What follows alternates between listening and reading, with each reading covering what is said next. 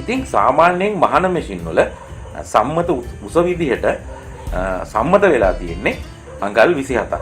බොහෝ දුරට හැම මහන මැෂින් එකක්ම හයි කරලා තියෙන්නේ අඟල් 27ක උසකින්.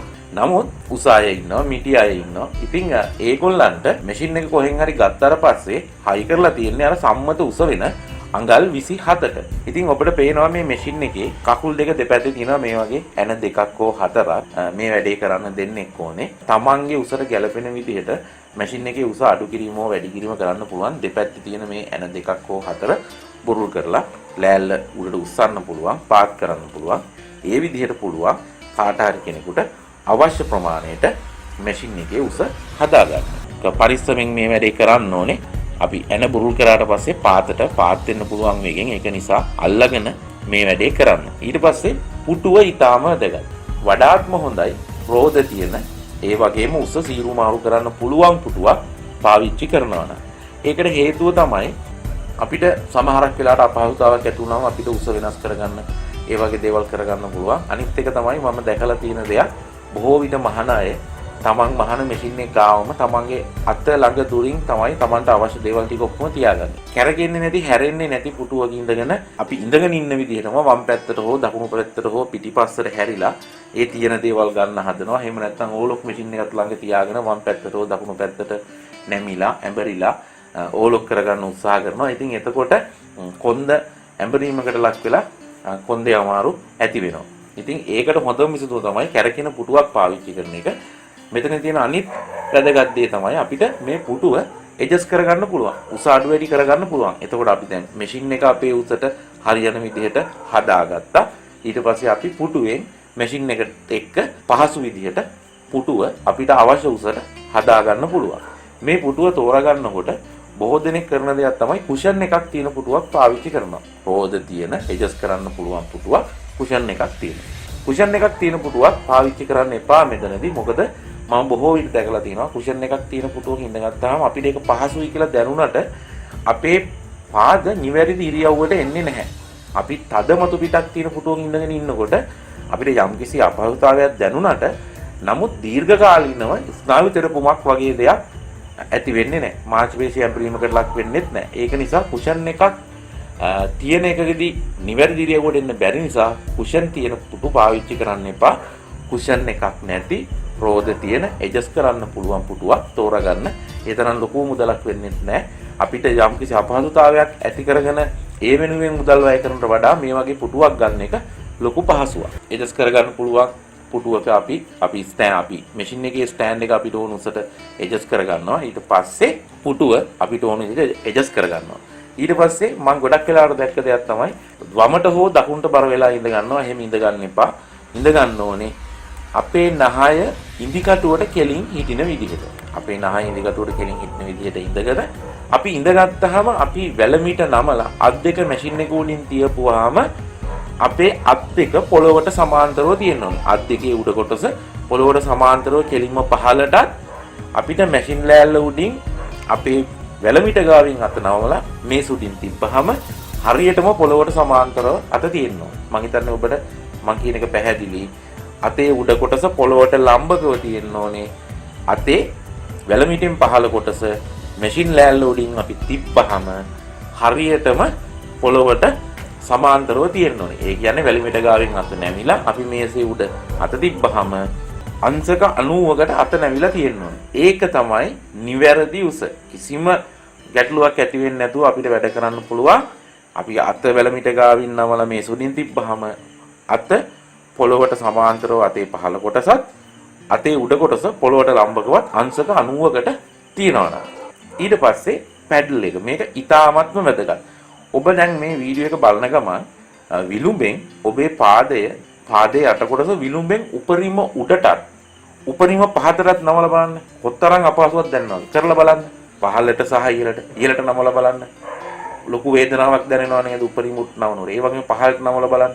අමුතු වේදනාවක් දැනෙනව නේද? ඔන්න ඔය දේ වෙනවා මැෂින් එකේ මහනකොට. ඒක නිසා පැඩල් එක අනවශ්‍ය විදියට අපි පාත් කරනකොට අනවශ්‍ය විදියට පහළට යන්න බෑ. අපි උපරිම පැඩල් එක පාත් කරපුවම පැඩල් එක පොළොවට සමාන්තරව තියෙන්න ඕනේ. එතකොට පහළට කකුල නැමෙනකොට අනවශ්‍ය ඉරියව්වකට යන්නේ නැහැ.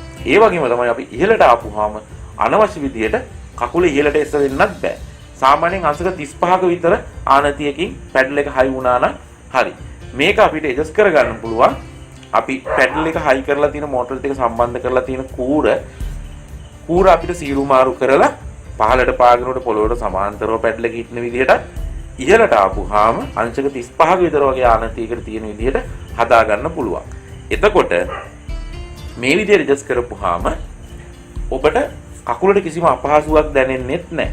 මෙතනදී වෙන්නේ වැරදි ඉරියව්වක පැඩල් එක තියාගත්තාම කකුල අනවශ්‍ය දෙයට ඉහළට එස වෙනවා හෝ පහළට තද වෙනකොට මාංශ පේශි වලට දැනෙන පීඩනය නිසා කකුලේ පහත ඉඳන් උඩට ගිහිලා කොන්දර යනකම් තියෙන ස්නායු වලට තෙරපීමක් ඇති වෙනවා. ඒ තෙරපීම නිසා ඔබට කකුල දිගේ කරන්ට් එක යනවා වගේ දැනෙනවා කියනවා සමහරක් අය හිරි වැටෙනවා කියනවා. ඒ වගේම කොන්දේ තුනටියේ වේදනාවක් එනවා. තුනටියේ වේදනාව වෙන්නේ තුනටියේ ගැටලුවක් හින්දා කියලා ගොඩක් වෙලාවට හිතනවා. නමුත් ඇත්තටම තියෙන ගැටලුව කකුලේ පහළ කොටස වැරදි රෙව්වක තියාගන්න නිසා තමයි ඒ විදිහට තුනටියේ ආබාධ ඇති වෙන්නේ.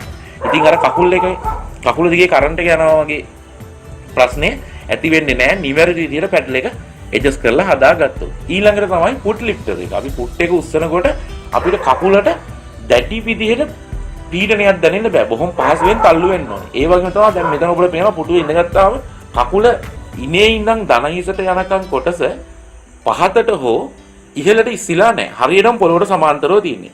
එතකොට හරිම පහසුයි අපිට කකුලට. ඒක තමයි නිවැරදි ඉරියව්ව. අපි මැෂින් එකේ ඉඳගත්තාම වැලමිටි දෙක ලෑල්ල උඩින් තිබ්බහම පොළොවට සමාන්තරව තියෙනවා වගේ පුටුවේ ඉඳගෙන ඉනකොට කකුලේ උඩ කොටසත් පොළොවට සමාන්තරව තියෙනවා. ඒ වගේම කකුලෙන් අපි ෆුට් ලිෆ්ටර් එක තල්ලු කරනකොට ඒක බොහොම පහසුවෙන් තල්ලු වෙන්න ඕනේ. ඒ වගේම තමයි අපි ෆුට් ලිෆ්ටර් එක තල්ලු කරන්න ගියාම දැනෙන්න බෑ ගොඩාක් ඈතට තල්ලු කරනවා කියලා. එතකොට ඒක හරි වෙහෙසකරයි. අපිට අමාරුවෙන් අපි වැඩ කරනවා. නමුත් ටික දවසක් යනකොට අපිට ඒක ලොකු වේදනාවක් වෙනවා, අසනීපයක් බවට පත් වෙනවා. ඒ විදිහට ඈතටම තල්ලු කරන්න වුණාම. ගොඩක් අයට මේ ප්‍රශ්නේ තියෙනවා ෆුට් ලිෆ්ටර් එක හරියට ඇඩ්ජස්ට් කරලා නැහැ. ෆුට් ලිෆ්ටර් එක හරියට ඇඩ්ජස්ට් කරලා නැති නිසා කකුලෙන් ගොඩාක් ඈතට තල්ලු කරන්න වෙනවා ෆුට් ලිෆ්ටර් එක. එතකොට ඒකත් කකුලට ගොඩක් අමාරුයි. අනිත් එක ඒ විදිහට ඈත් කරන්න තියෙනකොට දකුණු කකුලෙන් පැඩල් එක පාගන එක ගොඩක් අපහසුවෙන් තමයි කරන්න වෙන්නේ. මේවා ඇඩ්ජස්ට් කරනකොට හැම වෙලේම පුටුවේ ඉඳගෙන අර මං ඉස්සෙල්ලා කිව්ව විදිහට මේසේ උඩට අත් දෙක තිබ්බහම අත් දෙක සමාන්තරව තියෙන්න ඕනේ. ඒ වගේම කකුලත් පොළොවට සමාන්තරව තියෙන විදිහට තියාගෙන හරියටම නහය කෙලින් ඉදි කටුවට කෙලින් නහය තියාගෙන මේ ඇඩ්ජස්ට් කිරීම ඔක්කොම කරන්න. පුදුමාකාර පහසුවක් දැනේ මේ කරලා බලපුවාම. ගොඩක් අය උස ස්ටූල් එකක් හරි පාට ස්ටූල් එකක් හරි ඒ වගේ දෙයක් තියාගෙන තමයි මහන්නේ. එක්ක මැෂින් එක උසයි එක්ක මැෂින් එක අනවශ්‍ය විදිහට පාටයි. එහෙම නැත්නම් ඒ පුටුවේ ඉඳගෙන ඉන්න ගමන් එහෙම්මම හැරිලා ඕලොක් කරනවා. ඉතින් ඒ වගේ වෙලාවට අර කොන්දේ හැරෙනවා ඇඹරෙනවා. ඒව නිසා තමයි කොන්දේ අමාරු හැදෙන්නේ. මේ කකුල රිදෙන එක වෙන්නේ අර මං ඉස්සෙල්ලා කිව්ව විදිහටම කකුල වැරදි ඉරියව්වේ තියාගෙන ඉන්නකොට එකක් මාංශ පේශි වලට වෙහෙස නිසා මාංශ පේශි වලින් වේදනාවක් එනවා. කකුල දිගේ අර කරන්ට් එක යනවා වගේ කියන එක ඒක වෙන්නේ තනිකරම ස්නායු තෙරපීම නිසා. ඒක නිසා ඒක ගැන සැලකිලිමත් වෙන්න. සමහරක් වෙලාවට අපිට ප්‍රතිකාර ගන්න ගියාම රෝගය නිවැරදිව අඳුනා ගන්න බෑ. මොකද ඔබ ගිහිල්ලා වෛද්‍යවරයාට කියන්නේ නැහැ ඔබ මේම ඉරියව්වක ඉඳගෙන මහනවා කියලා. ඉතින් ලිෆ්ටර් එක කකුලේ හරියටම දනිස ගාවට සෙට් වෙන්න ඕනේ. ඒක කරගන්න පුළුවන් අපිට මේ කොටස තියෙන පිටිපස්සේ මෙතන තියෙන ඇණයෙන් මේක ඉහළට පහළට ඔසවලා ඔබේ දනිසට හරියටම සෙට් වෙන විදිහට මේ රබර් අපි තල්ලු කරන්න තියෙන කොටස මේ රබර් කොටස හරියටම දනිසට සම්බන්ධ වෙන විදිහට තියාගන්න පුළුවන්. මේ ඇණයෙන් බුරුල් කරලා ඇඩ්ජස්ට් කරගන්න පුළුවන් ඉහළට පහළට.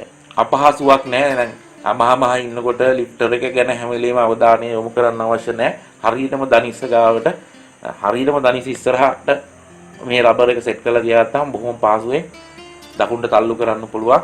මේක මේ අපහසුවෙන් ගොඩාක් ඈතට තල්ලු කරනවා හෝ ගොඩාක් තදයි නම් අපිට ඒක දකුණු කකුල විතරක් නෙමෙයි අපේ අනිත් පාදයට සහ කොන්දටත් දැඩි වෙහෙසක් එනවා. මෙතනින් අපිට පුළුවන් මේ යන්නේ මේ සම්පූර්ණම ෂාෆ්ට් එක පිටිපස්සට කරලා දැන් ඔබ නහය කෙලින් ඉදිකටුව කියලා ඉඳගත්තාම දනිස්සේ වදිනවා නම් ෆුට් ලිෆ්ටර් එක.